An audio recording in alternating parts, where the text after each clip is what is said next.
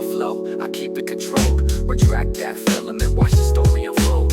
Overhang sharp, got the coolant on blast. Supports easy peel tray style, built to last. Hey guys, what's up? Roger here, and today I'm doing some testing with some ASA. I'm printing it right out of the dryer.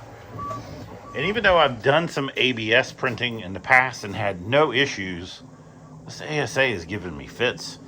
So, bed adhesion problems galore. I mean, just out of the box, terrible bed adhesion. Now, this was a bigger print. It was actually printed sideways on the print bed, so out at the extremes, obviously I had issues, and I thought, well, let me switch to a smaller print and see if we can get it to adhere to the bed. I did start off with the textured PEI plate. I thought, let me switch over to the smooth plate. That way we got more surface area. Hopefully it'll hold on. Another issue is that these are all chamfered, or what is the other word? My brain is fillet. So all these surfaces have fillets on them, so that is reducing, at least this model has fillets on it, which is reducing the contact area with the plate. Tried with a brim. As you can see, brim actually disconnected from the print long before it failed. So where am I at right now? So right now I've added 10 degrees to the print bed. So we're at 100 degrees PEI smooth plate. And this is farther than I've got so far. This is farther than I've ever gotten. I'm going to keep my fingers crossed and see, but I went from 90C to 100C on the bed temperature. Another point of concern is my riser is actually made out of carbon fiber PLA. So right now the chamber temperature is 46C, still in the safe zone, but you know, we could have some issues with this PLA being in the chamber. Could get softened. We'll see. I'm not too worried about it. I think it'll be all right. So we'll go from here. We'll see. So far, so good. The ASA has been dried actually over probably about 6 hours, over 4 days. You know, I just throw a couple hours on it, and then the next day throw a couple hours at it, and it has not been out of the dryer at all. So I think we're still adhering, right? Yes, I think we're still stuck to the print bed. So I'll report back, but it looks so far as just adding 10C to the print bed is going to solve some problems. We'll find out. Failure again. Look at that. Warpage. Honestly, I don't think I've ever had this much problem with ABS. I don't know why. I thought for some reason ABS was ASA was somehow better or easier to use, but it is clearly not, and it makes my chamber stink. Let me pop this out of here. Yes, I mean, we have some serious warpage.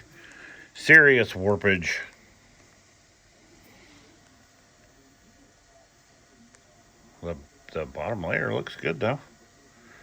Yeah, it just will not stay stuck, and obviously these thinner features, you know, just don't have the surface area. But no, we are failing with the old ASA. So what's next?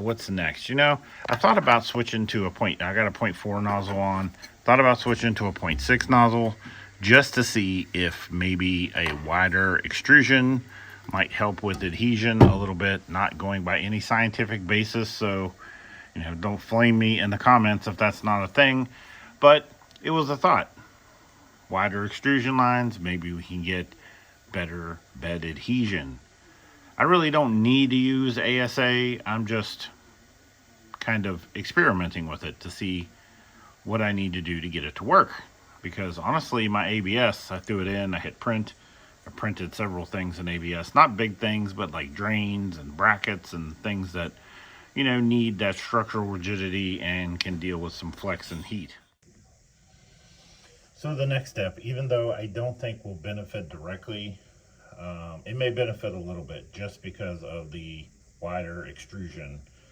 But I'm going to switch to my 0.6 nozzle versus the 0.4 nozzle that I currently have in there. I will have to keep in mind that this printer has not been cooled down completely. The bed is fairly warm still, and I have the wrong hex tool. So it gets more time to cool down while I locate the correct one. There we go. I think it's actually this one. Let me see. Is it this one? Yes, it is. Yes, it is. All right, so we just need to remove these 2 screws, and I always buy the fully assembled hot ends. I don't buy just the nozzle and do the swap. This is a much easier process, to be 100% honest. Take out a couple screws, unplug a couple things, and be done with it. Now I'm playing with fire here because this is definitely still warm. I don't know if it's so hot that I couldn't take it out, but it's definitely, feel it warm. You can definitely feel. So they just unplug the 3 wires.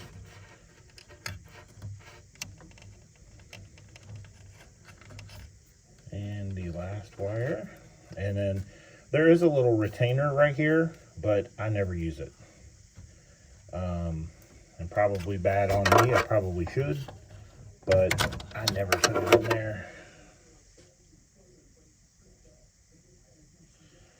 The 0.4 is still warm. It's not smoky. It's not going to burn me, but it's definitely still warm.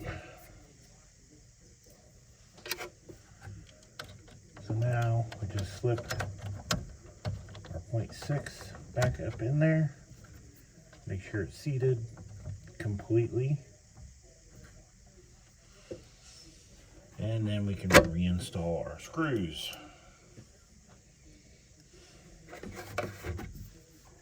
And I should have lowered the print bed a little bit. I'm having a hard time getting my hand in there. But the printer is off.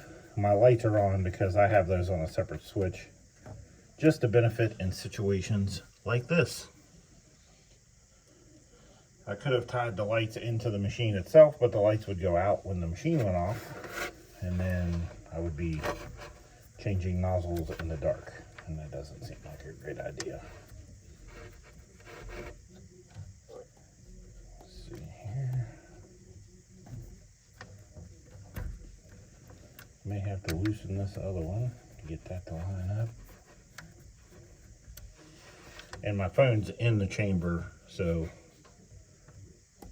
it's actually kind of in the way. There we go. Slipped in, tighten this one up a little bit.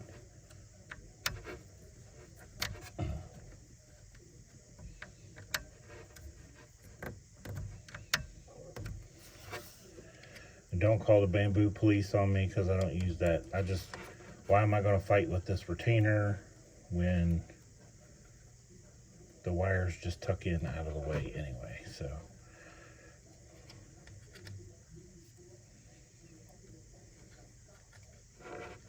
the last one, it is toasty in here still, but it doesn't stink anymore, thank gosh.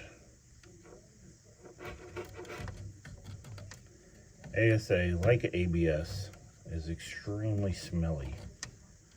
Is that going in the right way? Yep, going in the right way. Okay, so just get my wires tucked out of the way. Get my cover back down, clippy clip, and we're ready to go. You do have to remember to switch that in the software. Okay, back in the shop Monday morning. I've got the ASA running again in the dryer. This was our first successful print with ASA. I did multiple changes, so I'll have to go back and see if all of them were necessary. And really, I didn't do a ton. I did bump up I ditched the texture PEI plate for the smooth plate, and then I bumped up the plate temp to 100 degrees from 90. And then when I had no success there, I installed the 0.6 nozzle. And the 0.6 nozzle led us to some degree of success. So obviously we have some warping. Let me see here. If we can see, yeah, you can see the, oops, sorry. We had some warping. I don't know what we can do to make that any better. I'm not using any type of adhesive to hold it down. That's the other thing. I'm just trying to, that's about how much we're dealing with. And this is a pretty thin feature, so I don't know if I can be completely mad at it, considering the nature of the beast. But we did get one successful print. So what do we do from here? I think what I'm going to do is take the bed temp back to 90 to see if I still can successfully print. Like, was it the 0.6 nozzle that really kicked it? Because it laid down some more surface area? Or was it coincidence? Or was it the bed temperature? Was it a combination of all the things? The other thing I want to check real quick, and I don't even know if I can do this, but so several prints, this PLA that is part of my riser was exposed to ASA chamber temperatures, and it all looks good. It doesn't look like anything. Hasn't hurt it at all. So let's move on. Let's try something else. What do we want to try? Let's try going back to 90 degrees. I just want to see. All right, some more additional fails. So yes, 90C was not the option. I took it back to 100C on the bed, and I think we have some success. So I decided to use another model that has a bit more surface area. Ugh, stuck. Let's pry old boy up here. There we go. And then I did put a brim on it just for the sake of helping that bed adhesion. I will tell you this. See all this? ASA does not like to iron. It just left garbage all over the top of the surface. It all comes right off, but yeah, it's not a fan of ironing. That ironing looks strange right there. But overall, the print looks good. So just to give you an idea, let me grab this is a PLA version of that same product.